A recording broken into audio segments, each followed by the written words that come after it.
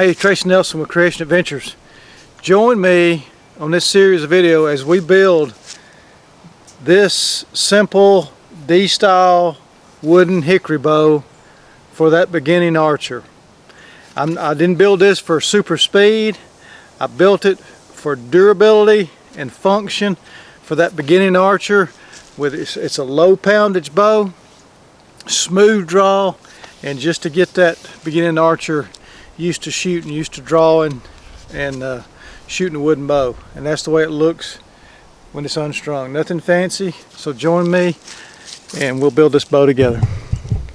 A light poundage bow, self bow, as it is a heavy poundage self bow, for the obvious reason that the wood is not going to be under that kind of strain with a lighter bow. So what I'm going to be building is something similar to this right here. This is a bow that I built probably 20 years ago. I started building self bows in 1993, and over the years I've built maybe somewhere around 100 self bows, and a lot of them I built for children because I've tried to introduce as many young people as I can to traditional archery because it's such a fun sport and a good sport. This one's built out of Osage orange, and it's probably shot in the neighborhood of me teaching children and young people to shoot. This bow has probably shot, I don't know, 20,000 arrows at least over the years, and been through all kind of abuse where people pulling it back and dry firing it. But it's a D bow, which means there's no stiff handle section. I have a handle, made onto it with some bank line that I've epoxied on there, and used some glue, put a rest on there, and but it builds. It bends evenly throughout the bow. This bow is maybe 20 pounds, and the thing about when you're starting a young person into archery, because they're not used to drawing a bow, that it's kind of an awkward movement for them, and so you don't want anything that's going to be real heavy and difficult. Plus, I like to use these this rubber or plastic tubing, and I'll put on the string to help with help with their fingers in the string, so they don't have to wear a glove, because that adds to the awkwardness when they're trying to figure out how to put the arrow on the string, knock it and hold it on. There's just a lot of stuff that you've got to work with a young person on to get them used to shooting the traditional bows.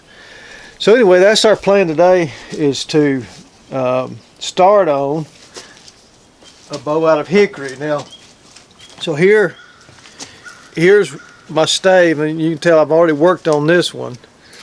This actually was one piece of wood. I split it. It split perfectly. It just really split well. And this one still has the bark on it. This stave is probably over 10 years old. I've had it in the rafters of my building for about that long, and finally decided I'd make something out of it. So what I'm going to do is, you can see I have taken the outer bark off, and part of it's showing here with the down to the sapwood. I just need to get the rest of this inner bark off down to the sapwood. So that's what my next process. But what I think I'll do, start with, if I'm making my plan is to make, like I said, a child's bow. I'm gonna make it's gonna be a long bow, and this one, this one is probably, I'd say it's 60 inches. And so I'm going to make one about 60 inches. I don't need this wide of a stave. This limb is about an inch wide. And so what I think I'm going to do is go ahead and split this one again. And yes, I do risk, if it doesn't split just perfectly, I might only get one stave, but I'm going to have to take a lot off anyway. So I'm gonna show you how I'm gonna split this and try to get 2 staves out of it. So what I'm gonna do is I'll put them around, and I just use my axe and I use a splitting wedge, and I'm just trying to figure out where about halfway the stave is. This stave's about 2.5 inches, so that's gonna give me about 1.25 inches. I'll just start the process with an axe.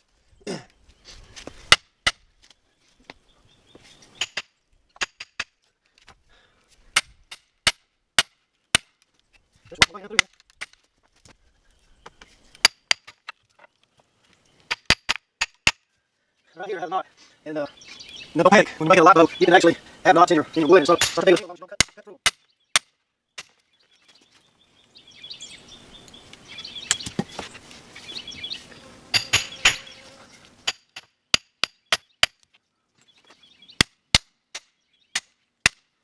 Well, obviously, you can almost this piece on the left is definitely going to be a lot thinner than that one on the right. We'll have to got to a place where I have a knot, and the grain went around that knot, which I figured we'd do anyway. Not in the world. We'll still be able to use.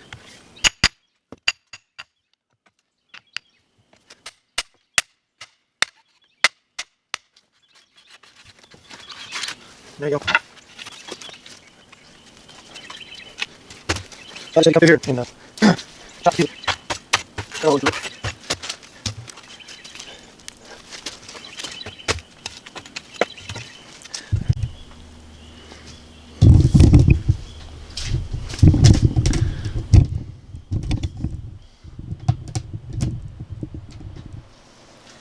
Okay, so I've got my bow in my, I don't have one of those nice bow vices that you see some of the guys have. That is a nice setup to have though. So what I'll do, I mean it's real easy, is you figure out your dimensions on your bow, and I want about 1 inch. I've got about 1 inch. I mean I could have 1.25 inches, it wouldn't hurt anything. It's just going to have to be a lot thinner. Okay, so basically when you're doing self bows, a good rule of thumb is the thicker, okay, the narrower the limbs, the thicker the limbs are going to be, depending on your draw weight. Okay, so narrow limbs equal thick limbs if you're trying to get a heavy draw weight. Thin limbs, okay, if you make them wider, you can have thinner limbs. And it seems to me, what I've learned over the years about wood, is thinner, wider, thinner bow limbs bend better and smoother than thick, narrow limbs. Does that make sense? Now there's a lot of guys out there making, showing bows online. They've come a long way since '93 when I started with a few books, the Bow Your Bibles books by several guys, and then there's one called The Bent Stick by Paul, I think it's Paul Comstock wrote The Bent Stick, and he did a lot of experimentation with white woods, because used to people said, well, you know, you couldn't make decent bows out of white woods, and he you know, destroyed that myth by making a lot of hard shooting bows with white woods. So that's what we want to do. We want to make a good, now this is, like I said, this is for a child, so I'm not worried about it shooting, you know, 175 or 180 feet per second. We're just talking about something to get in the hands of a child that they're going to enjoy shooting. They can draw, it's going to be smooth, but it's going to, you know, shoot a decent arrow at the target when they're learning. So what I'll do, let's say I want to, it's better to go a little longer to start with if you need to. If you think you want a 60-inch bow, there's nothing wrong with going ahead and giving yourself 62 inches. So here's the thing: you can always take more wood off. You can't, but you can't add it once it's gone. So I mean, I could even go longer if I wanted to. It doesn't really matter at this point. It's just it's going to leave me more to play with when I start bending the bow.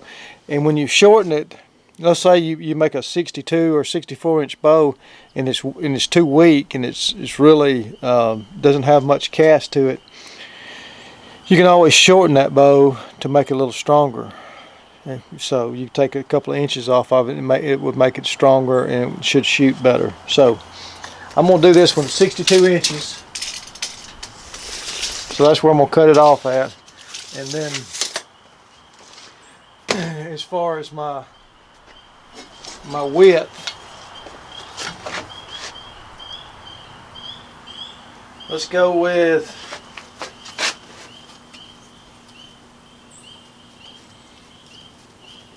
I'm going to go with about a 1 inch width, okay?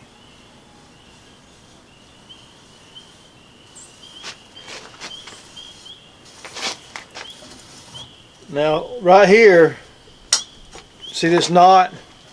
This knot I'll just have to work around, okay? And what I don't want to do is cut into that knot.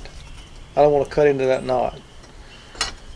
I work around it with a rasp, scrape around it, and just try to keep that knot intact. Just, you know, when you cut into the knot, you're going to weaken the back of the bow. So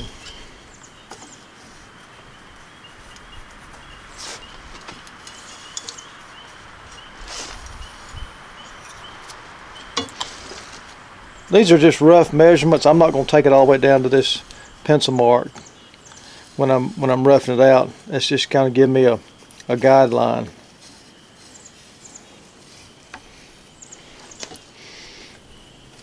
And so with these bows, you don't have to have perfect straight edges on your bows. You can make snake bows that you know, as long as it lines up, you know, when it's not twisted or something when you string it, you can have all kind of curves in it and stuff like that. I've made some snaky bows that shoot just wonderful.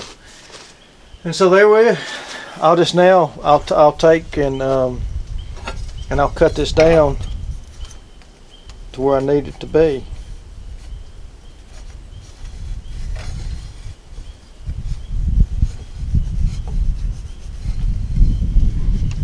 That width. There's another knot I'm gonna have to contend with right here. It's gonna be right in the middle of the limb.